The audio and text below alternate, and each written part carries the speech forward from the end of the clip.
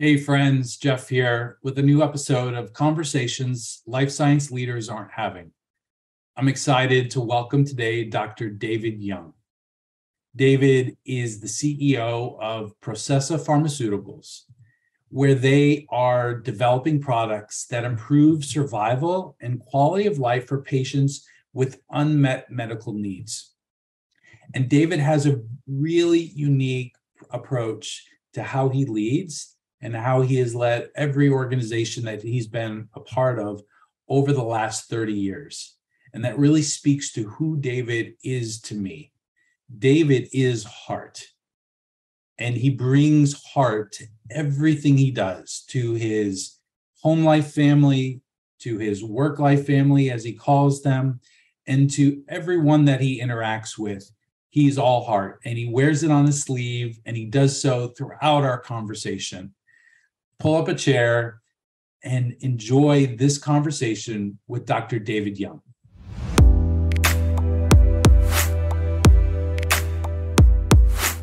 Dr. David Young, it is so exciting to have you here on the podcast today. I've been looking forward to our conversation. And so first, a real hearty welcome. Thanks, Jeff. Really appreciate the invitation. Looking forward to talking to you. Yeah. So you heard me just give a really brief introduction of you and who you are to me. Would love for you to start off and letting us know what you're up to in the world.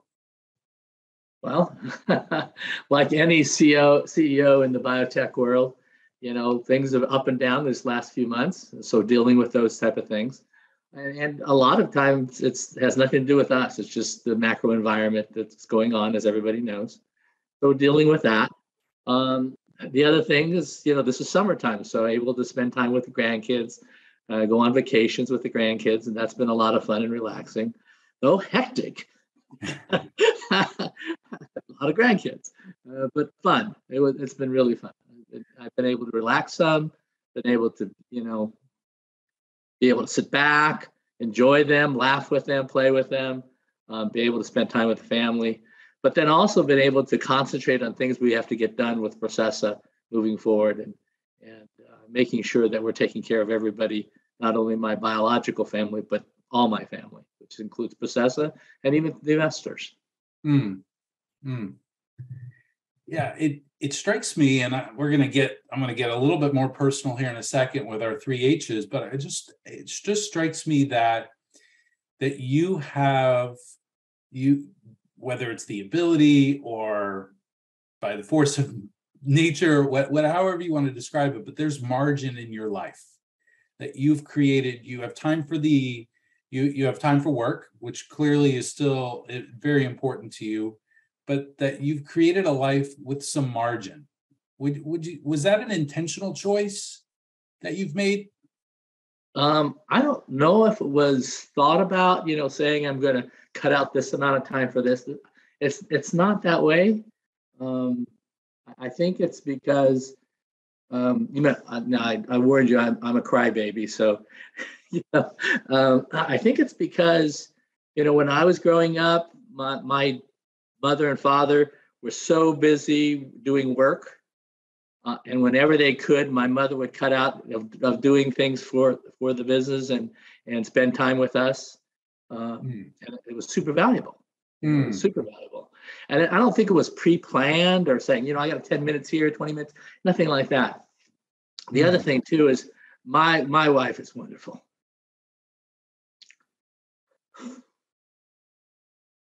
And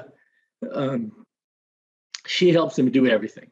And so I'm real lucky that she understands. She's a former professor at the university. She used to be in the medical field before she retired. So she understands what we're trying to do. She understands how I approach things, and that's a benefit. Somebody who is my best friend and like mind. Yeah, and thanks for sharing that. And I'd like to go to our 3 H's because I think it does still give an even more rich picture of you. And our 3 H's are a hero, a highlight, and a hardship. What are your 3 H's? Oh, sheesh. Jeff, what are you doing to me? Okay. I don't have any one hero. I have a family, and that was my parents, my wife, my kids, and my grandkids. They're my heroes. Mm. They're the ones who have to deal with so many things, and we all work together to try to get through life and make things better. Yeah, I love that. And you can pick whichever H you want to go next, highlight or hardship. In terms of the highlight, I think the highlight, let me talk about professional highlight. The professional highlight has been able to take what I've learned over the years and put it together for something for good. So a lot of people do things that is for good for themselves. But I think myself and my work team and my work family over the last 30 years have been able to work together so that we can help patients, we can help our work family, we can help investors, and it's been a joy to work with them. It's just it's just fabulous to work with them, to see how they grow, to see us able to solve problems together, and work as a real team. That's been a real highlight for me. I love it. So many questions, but I'm gonna hold off. Okay. What's that last stage? A hardship. So the hardship is, and this is a little bit of the selfish side of me, is dealing with people who are selfish. That's been real hard for me. People who, I've dealt with people who specifically say things that aren't true publicly in order to gain financial benefit for themselves. And I just don't understand it. I mean, it doesn't make sense to me. I understand there are people like that, but that is really hard for me to deal with. I don't deal with people very well in that way. Really. And you've mentioned throughout, from the very beginning, you started off by talking about the summer with your family. You've mentioned several times referring to Processa, your team there, as your work family. This idea of family, and even you mentioned your heroes are your closest family. This idea of family clearly is a core value, if we want to call it that, of yours. Correct. Was there something? Your home family is clearly one thing. What was it, or was there one moment or a series of moments that put you in that mindset to say, these folks at work, these are my family too? No, there wasn't any one moment. I don't know why I was raised that way. I just was. And that, if you're a team working together, the team together is a family. That you are sharing goals, you're sharing life, and you're sharing troubles and sadness and tribulations and bumps in the road. And you do the same thing with your biological family. And so to me, it's the same. It's no different. Now, I think the key is that some people aren't used to that. Some people don't like to be in that family type of environment at work. But if you think about it, a football team is a family. A baseball team is a family. A basketball team is a family. They work together for a common goal. And I think our biological families, we work together for a common goal to be closer, to enjoy life, to prosper, to be happy, and to deal with issues that come towards us together so we get through it easier. Well, that's the same thing we do at work. That's the same thing a football family does. That's the same thing that, any team that does, works together does that. I guess that's where most of this has come from. I played high school sports, and it really became an issue of together, these people were family doing things to try to reach a common goal. And so that's kind of how I look at the work, and that's kind of how I look at family. Logical. Yeah, I'm thinking of a quote by Vince Lombardi, and he said, "I don't have to like my players or my associates, but I must love them." And then he That's right. mentions love is respect, love is dignity of the individual, love is teamwork, and that is the strength of the team. Yes. And and I can imagine that you don't always like each other. You're not always each other's best friends, but Right. because of this value or this lens of family, that you love one another. Yes. Yes. And you really respect what they bring to the table. You have to. I have somebody who's head of our development team, John Bagora. She's been with me, involved in everything I've been doing work-wise for the last 30 years, since 1991. Everything I've done, she's done with me. I mean, and I have another person who's been with me for over 20 years. So this is because we work well together. We work as a family. We respect each other, and we know that together we can make. It's not 1 + 1 = 2. It's 1 + 1 = 10.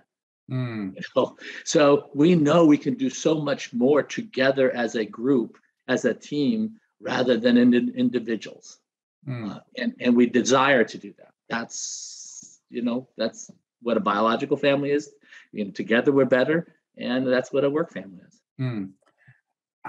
As a leader, as the CEO, how do you cultivate that? Because it is a very unique perspective and a unique word to use. Not all leaders will refer to their work environment, their colleagues there as family. How have you learned to cultivate the spirit of family in the organizations that you've led? I don't know. To be honest with you, I don't know. I don't know how it's cultivated. I think it's probably because I selected people to join the family, to join the company, who have similar feelings. Who believe in the team, who believe that everybody contributes and everybody has importance. And it's not like one person's more important than the other. That's not the way it is for us.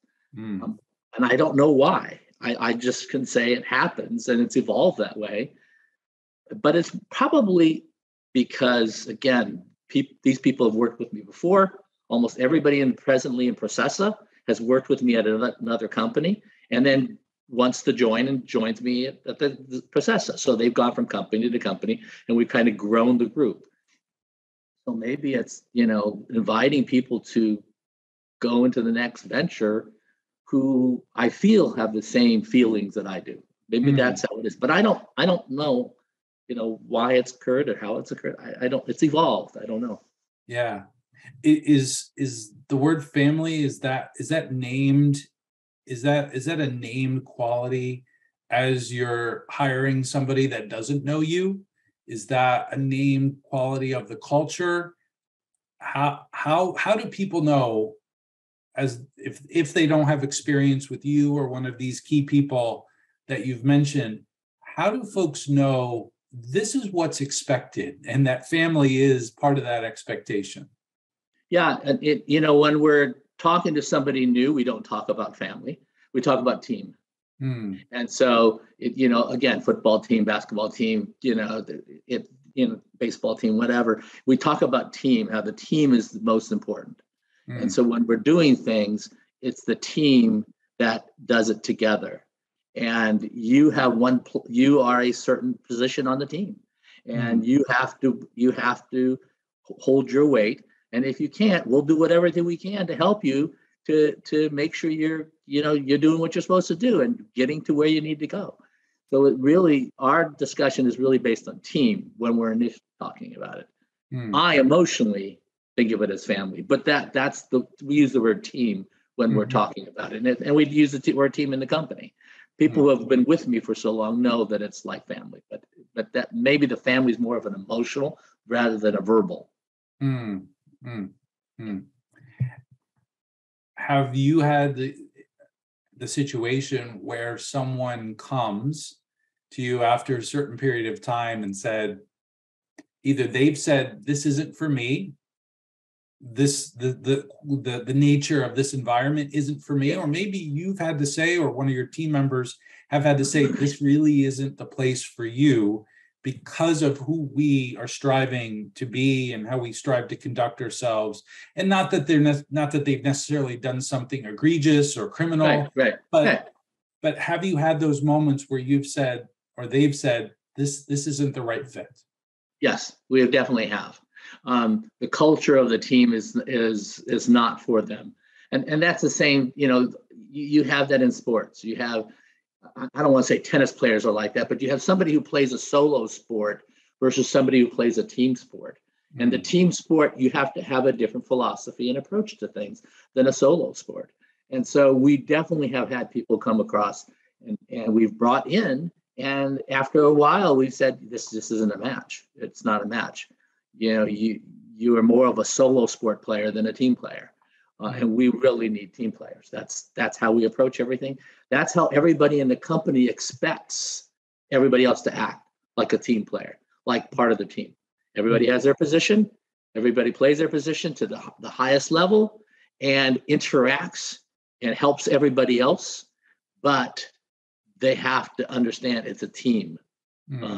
So that's the approach. Again, using the term team instead of family. And I think you used the phrase before to think about what's best for each of these teammates, for each of these players. And you referred to even investors. So partners, investors, colleagues within the environment. How do you balance all of that?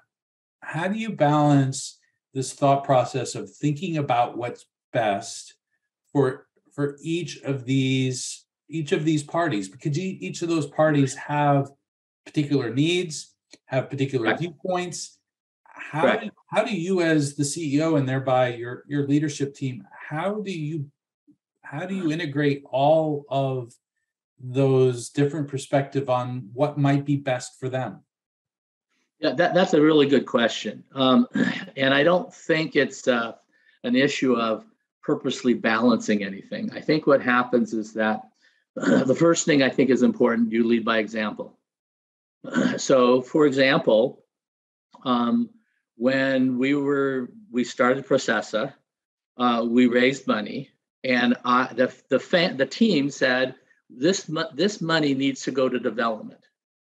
Because if we develop the drugs and move them forward, then in fact what happens is the value of the company increases, which benefits the individuals, benefits me, benefits the individual staff, but also benefits investors. So it benefits all parties.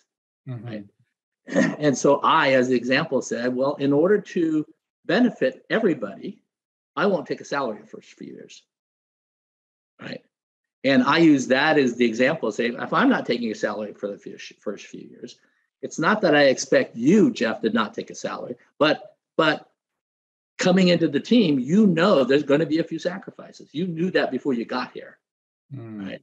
And your sacrifices, instead of earning $250,000 that you normally would in another company, you're going to earn $150,000 for a shorter period of time. And you knew that coming in because that's the approach that the team works. Because I, as the example, did the exact same thing. I got zero salary, even though typically I would be getting, $400,000, $500,000, $600,000 salary. I got zero. Mm-hmm. So they understand that part of what we do is, as a team, we help each other, including the investors, and then investors helped us by putting money in, the actual cash, as well as the team also put in money. I actually put in money. Other people on the team actually put in cash to help everything along. So when they came in, they knew about this kind of approach in the beginning, and that there would be some sacrifices, but the benefit that we would receive in the future would outweigh any sacrifice we're making now or made then. So, and that's what's happened. So we have made a decision that, in fact, we would sacrifice now a little bit in the past. Now we're sacrificing a little less, and so we're building up to where we believe we need to go, so that everybody is back to normal and even higher level. That's an example of actually deciding where we're going to help and benefit everybody, even the investor, right? All the way down. We do that with everything that we do. It's always like that. And that's the great thing about the Processa team. I mean, they believe in Processa. This is not, I'm going for a 9-to-5 job, or I'm even going to a typical industry job where you're spending all your hours just whatever. But they believe in what we're doing. These are not inexperienced people. These are experienced people who've been in the industry and say, I really believe what you guys are doing, and so I want to be there, help you. I know I may have to sacrifice, and I may have to give to other team members in order to help them because they have needs. But I'm willing to do that because it's going to be great in the end.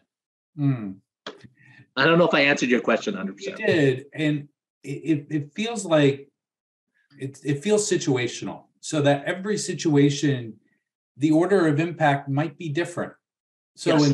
in one situation or context or a particular quarter or year, that the focus is on the patient, and maybe at another season of time, the highest order of impact is on the employees. But it feels like you are feeling the pulse of the moment. You and your team, you're feeling the pulse of the moment and what's required in terms of where you put the most focus. Correct. No one's ever, I'm guessing, no one's ever left out, but there is moments in time, given the situation, where that order of impact might be different than it was in a previous decision. Is that right? Yeah, that's 100%. I've never thought of it that way, but that's exactly what goes on. It's exactly what goes on. I mean, when we look at in terms of, we call audibles all the time. So in drug development, we're calling audibles, and I think I've talked to you about this before. We call an audible. We see the data. We then decide which way we're going.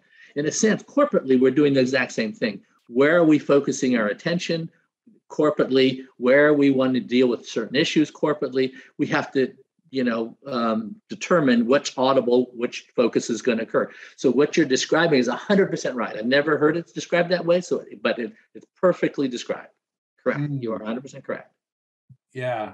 And that requires a unique group of people. I mean, you've already been speaking about this group of people, some of which have been with you for a long time and know the game plan, know the approach. But it requires that situational approach and that the calling of audibles. That requires a very unique mindset. Yes. If you were to a team mindset. That's the key. Okay.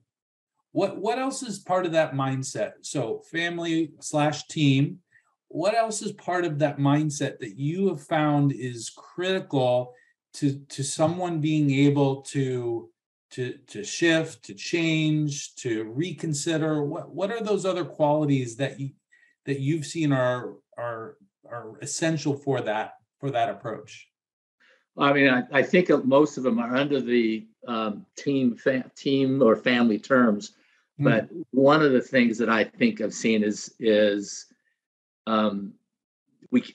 being self-absorbed or self-important is something that doesn't work in that environment.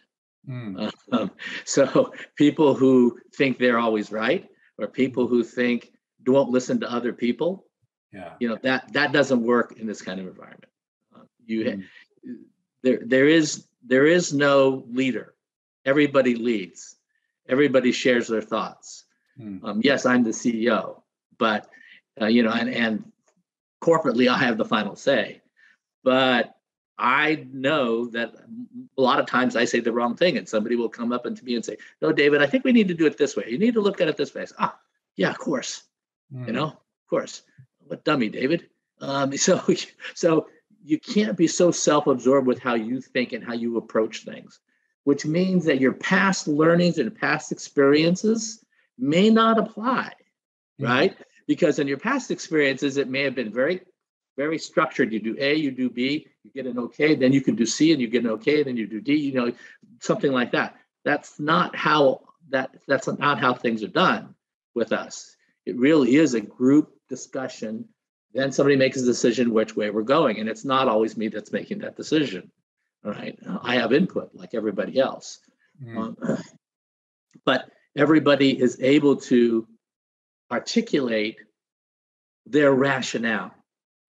That's the other thing. So the self-absorbed issue is a problem, but being able to articulate your thoughts and why you're thinking it this way, or why you think it should be this way or that way, that's really key to this kind of environment. If it's, well, I think it should be that way, and that's all you say, then how are we supposed to understand where you're coming from? How are we supposed to understand your thought process? So being able to articulate your thought process becomes very, very important in order to determine which way to go, what to emphasize now, what to emphasize tomorrow, what to emphasize the next day. That's key to everything going on. And if you can't articulate it, one thing that's really good about our team is that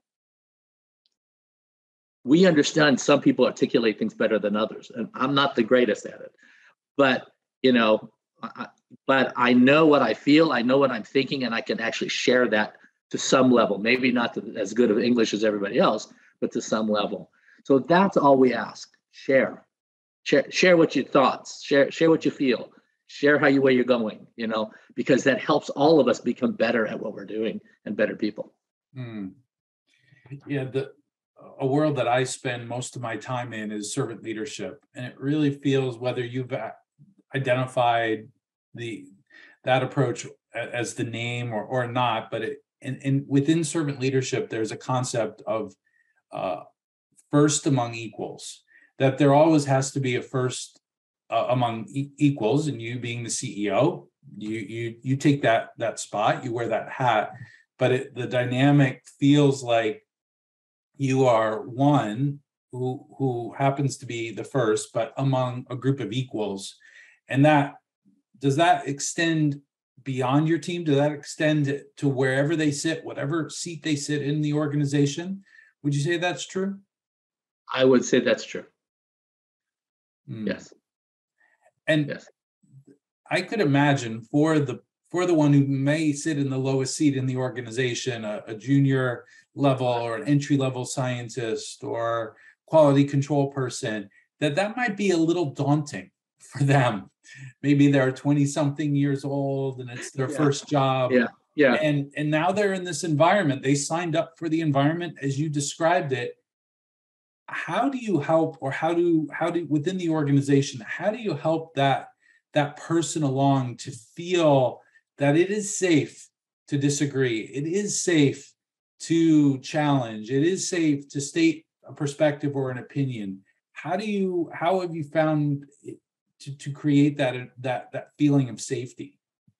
I think the reason people feel like that in the company is because people who have been here for a while at maybe a little higher level than they are able to disagree with me personally. So at a meeting, we could be at a meeting and they say, David, I don't think that's right. I think you're wrong.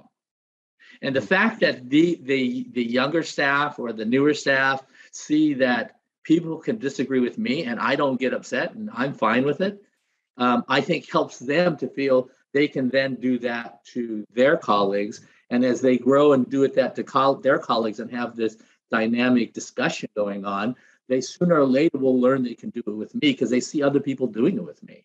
And they see other people. It's not just saying, it's not just an issue of saying, okay, Jeff, you're the CEO. I'm going to discuss this with you, but I know you're going to do whatever you want. That's not the way it is. It's a situation where we're discussing it and you as CEO say, gosh, David, you're right. We got to do it your way. That's the being able to see that occur in an environment helps me as a young person say, oh, now I can discuss with this person and they will then if they see my way, and because I think I'm right, either explain why I'm wrong or accept that I'm right and then go that way. So I think, and we do that with everybody. Everybody interacts like that way. So even our head of development, they'll do the same with our head of development, who again has 30 years experience in development, but they'll still do it with her, and she'll say, you're right, we need to change it. So being able to see that dynamics actively helps the younger staff or new staff know they can do the same thing. And how has the last 2.5 years been where and I'm sure some of your folks have had, because they're at the bench and they have to be in a physical location, but I would imagine there's a certain percentage of people who have been moved to a remote situation. How have you found cultivating what you're just describing, this family environment? How have you found that in this new remote work or work from home world? So we don't have labs. Everything is offices. We outsource everything in terms of lab work or analytical work or anything with the lab type of thing. Okay. And anything clinical, actual clinical studies, we of course outsource. So even prior to COVID, we were virtual. And we've been virtual for a long time, even from inception. Okay. And so we've had people in California, we've had people in North Carolina, we've had people in Pennsylvania, even though we're headquarters in Maryland. And so, before it was, when Zoom wasn't around, you talked on the telephone, you did the teleconference, and that's how everything was done. We would want people to come in once or twice a year into Maryland to actually have face-to-faces, but it was all virtual before. So the environment that we've built and the culture that we've built was built on a virtual environment already before, with sporadic visits to keep the face-to-face going on. Yeah. So this is not your first rodeo in terms of remote work. No. The question persists in my mind still, because there are those who are having a really hard time. I talk with CEOs all the time, and they ask me and they say, Jeff, who can I talk to? How do they do it? How do they cultivate the type of teamwork that we see is required in this virtual remote world, where you're not at the coffee station, you're not having lunch with people, that personal touch that comes naturally through physical proximity doesn't exist. So how have you seen, how have you and your team cultivated that family, very team-centric approach in the remote world? Yeah, I think the reason we've been able to do this is because in our minds we're thinking more of family than of work. And so when your brother or sister or your mother or father live across the country, you never lose that bond. You still have the bond. Yes, you don't get to see him at all, but you call him on the phone and you talk, and and you have that emotional feeling still that exists.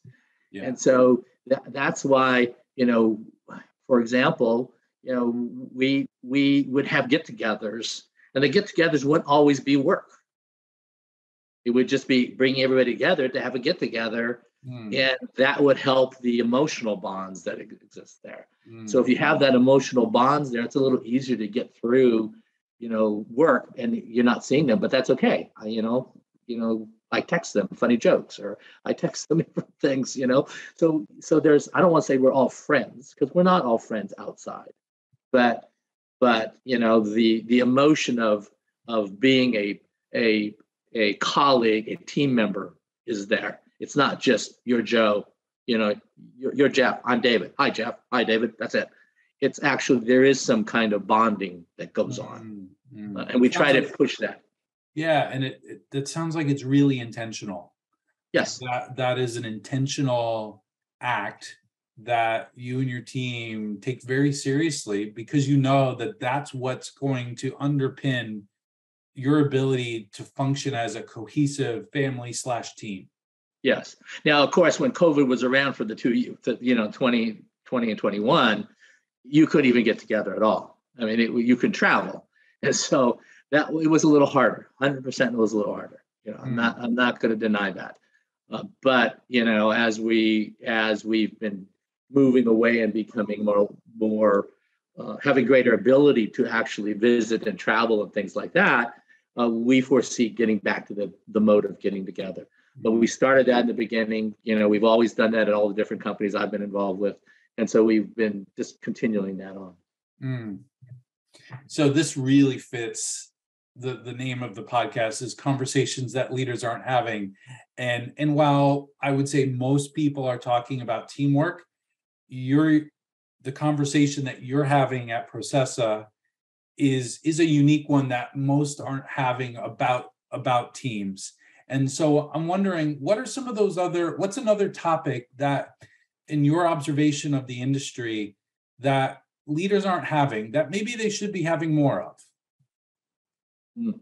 Never really thought about that, to be honest with you. I think that's a tough one. Well, let me ask it a little different way. If you could seed a conversation in the minds of your CEO peers across the globe, what's one conversation? It doesn't have to be the penultimate conversation, but if you were to seed one conversation that you wish every CEO would have with their teams in the coming week, what would that be? It would be growth. All right. CEOs think of growth of the company. I think about the growth of the company. But a lot of CEOs don't think of the growth of the individual. And, they think if the company grows, the individual grows. I'm not a believer of that. I believe there has to be growth of the company and growth of the individual. And so, if you take an example, you take a clinical research associate, you have to provide a path where they can grow to be a clinical project manager. Professionally, there has to be growth professionally for them. There has to be growth financially for them. There has to be growth as a person. All how they interact with people. All this growth of the individual has to occur more. And I think we're not seeing as much as we should have. And within the companies that I've been involved with, especially led, that is a key part of everything that goes on. Growth. I want everybody who interacts and the whole team to grow, to be better, or grow to the next level. Instead of being the second string, they become the first string. I want them to grow. And I think there's a lot of people saying it, but are they really doing something for them to grow? I think that's the issue. That's the biggest thing I see. That is certainly, I'd be a conversation that I would love to join you and sprinkle in the minds of CEOs all in life sciences all over the globe. I love that one. David, you've used sports metaphors throughout our conversation, so I'm going to use one. I'm going to use another one. I'll stay with football. What's your Super Bowl right now? So team's on the field. You're in the midst of your quote unquote your season. What's the Super Bowl right now for Processa, or for you personally? Well, I've already run the Super Bowl personally, so that's not an issue. Okay. In terms of the Super Bowl for Processa, I think it's success for everybody involved. All right, and so that's a Super Bowl win. That means every employee, everybody involved with Processa, they have success. That means personal growth. That means financial success. That means, whatever they need, happiness in their family, whatever they need to get to that next level of better life. But that also means for the investors, their success, right? they get one step up. They improve things. They're happy with it. And it also means third, the patient, that the patient has a better life. The quality of life is better. They survive longer because some of these patients don't survive very long. So everything is success. One step better, one step happier, one step more fulfilled. Right. One of the things I tell my staff is my goal in Processa is that everybody from the admin up will have stock worth $1 million. Right. So I want that because I was fortunate to have that. Other staff that were fortunate enough to have that in companies that I've been involved with. And so I want all the staff to have it. I was very upset at one of the companies I was at where, yes, I made out very well, but the admin didn't make out very well. That I didn't like that, but that was the design of the company. All right. And so, I want our admin who has the lowest salary to have enough stock that it's worth $1 million. Right. If she has that, then just imagine what everybody would have. Yeah. All the staff. Just imagine what an investor would have if she has that. Right. That's growth.